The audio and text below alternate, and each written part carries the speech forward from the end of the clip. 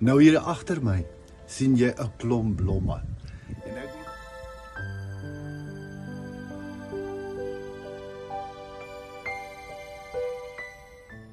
En ek wil nou vir jou so vra, wat het al hierdie blomme in gemeen? Almal van hulle is vandag blomme, want hulle het gekom uit 'n saadjie. Daardie saadjie is in die grond gedruk en uit daardie saadjie het hierdie blomme tevoorskyn gekom. Weet jy, dit het my laat dink, dit is omtrent waarmee ons besig is. Jesus vertel ons die gelykenis van die saaier wat saad gesaai het en hoe dit op die verskillende plekke geval het, tussen die rotse, tussen die onkruid, op die harde pad en 'n klomp ander plekke. En dit is my en jou roeping. Ons moet die saad saai wat God vir ons gee.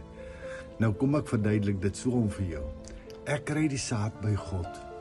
En dan moet hierdie saad vlerke kry. En dit is die lekker daarvan, is om hierdie saad te verpak, om dit letterlik op so 'n manier voor te berei, sodat dit by jou kan uitkom.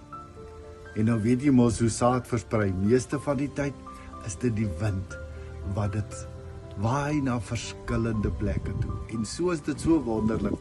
Die ander dag sê ek vir iemand om te weet, daar is 15 lande in die wêreld waarin hierdie lewenligdagstukkies se saad versprei word. En dan vat dit nou die grond daarso by jou.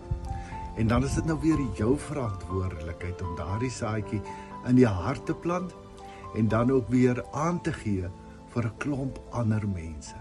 En dit is wat vir my so opgewonde maak. Die feit dat ek en jy same net instrument is om God se saad te versprei. Ons het nie beheer oor wat daarmee gebeur nie. En dis mos soos wat Paulus sê.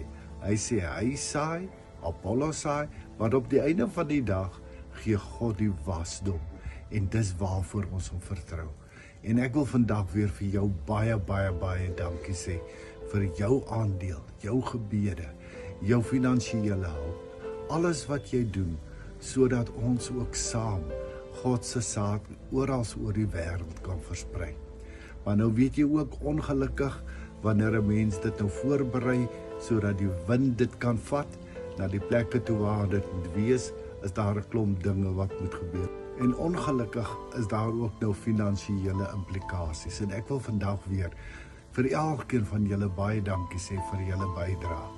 Was dit nie daarvoor nie, sou ons nie kon voortgaan om hierdie dagstukkies vir julle te stuur nie. En om dit gratis vir julle te stuur nie.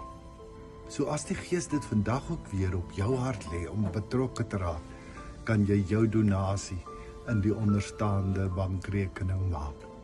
Mag die Here vir julle ryklik seën, na elke kant toe, en mag hy ruim voorsien in alles wat jy ook nodig het, vir elke tree van jou pad saam met God. Jy is kosbaar vir God, en saam is ons medebouers aan sy koninkryk hier op aarde. De groete, Shalom.